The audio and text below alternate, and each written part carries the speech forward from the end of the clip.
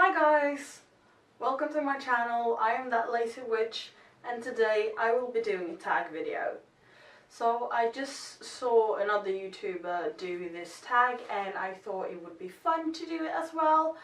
I will be sometimes giving quite short answers as to keep the video short and not just drag on. So let's start already. When did you first know you were a witch? This I don't quite know. I've been practicing for a bit over a year. I don't practice a lot. I don't practice that often. I just do small things like keep it going, but I'm not really for all those big rituals. So small things I've been doing for longer. I've known witches all my life. I am not really sure when I would say that I became a witch. How long have you been practicing? Again, this I just answered about over a year now, since I did like my first spell ritual. I've been doing divination since before then, a couple of years. What kind of witch are you? I would say I'm a pretty green one. I'm a traditional witch. And what path or traditions do I follow? I go a lot just like the herbs. I make teas, I make remedies like that.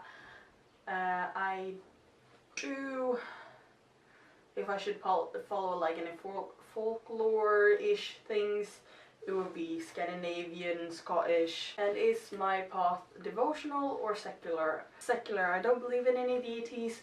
I don't worship any gods. That's none of my jam. I just go by pure nature. Are you solitary or in a coven? I am solitary. I don't know any other witches in this town. What was your first spell and was it successful? It was kind of, I did kind of like a money prosperity spell while I worked as a waitress. I did get some more tips than before. I don't know how much of a success that is. What do you do when you feel out of touch with your craft? I just don't do the craft. I keep away from it for like a week, couple of weeks, whatever the time needs to be. Try to just kind of like keep reading, maybe do some small stuff. Same thing I do with my art. I don't get that inspiration, I'm not gonna do it because it's just gonna be half-assed. I'm gonna wait until I get inspired again. Have you ever doubted your faith or ability? My faith, not so much. I mean,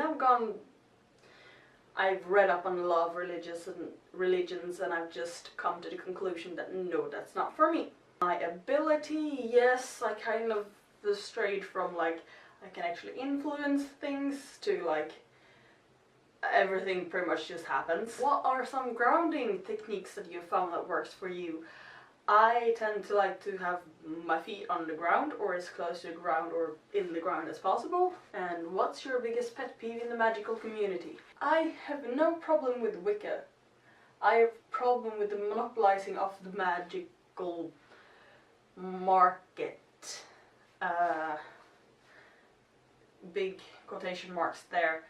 I have a problem with books not telling me that they are Wiccan before I mean, you already noticed in like the first chapter usually, but still it's just harder to find something that's actually just witchcraft.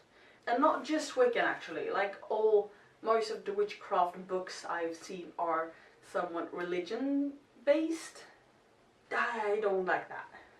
But I don't like condone anyone who has a faith like that. What was my biggest spell disaster? I broke a glass piece, which I had my spell on.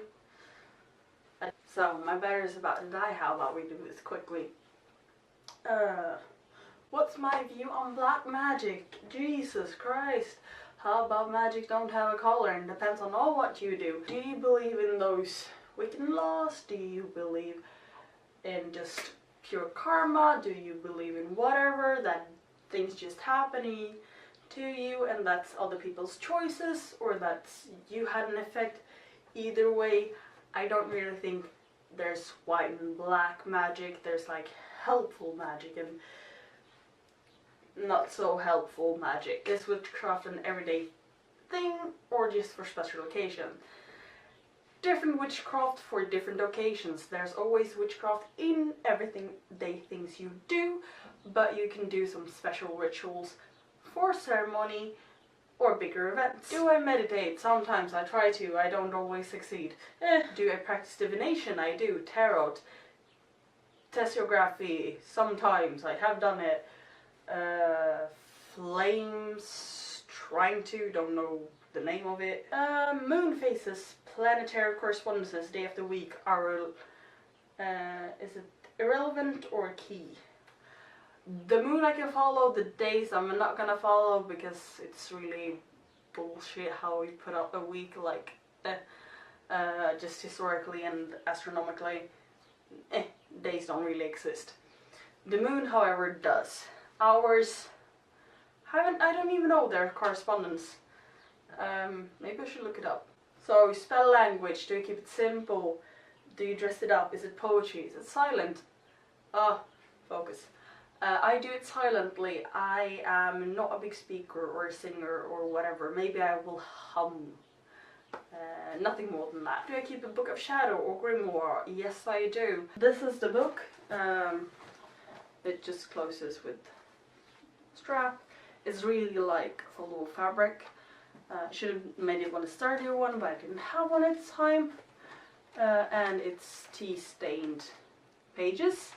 Also, if you would like to know how I made it, like, comment down below. It was not that difficult, and I might actually want to make more. Do I have an altar? Is it dedicated to any specific deity, season, or anything else? Right there you can see part of my altar. It is not really dedicated to anything, any deity in particular. I will show you what I have for my seasons. There I have 4 candles, one for each season, and when I do rituals between the seasons or during the seasons, I light appropriate candle. Thought in the afterlife totally can exist, possibly, I think so, yes. Do you have a totem animal? If so, what is it? I don't have a totem animal. I would possibly have like power animal spirit. It's like some people are going haywire about the totem animal are for indigenous Americans, which I am not. Nordic European Scandinavians did have what they would say like a power spirit, which could be a animal. I'm not really in touch with that one, so I can't really tell you. What are some witchy books that influenced you? Not really a witchy book, but like a great book. It's just herbalism. It's about herbs. It's historically what they have been used for is like medicinal herbs. So what they've been used for, what scientifically is proven that they do, and just a bit about the plant. It's like really short about each plant.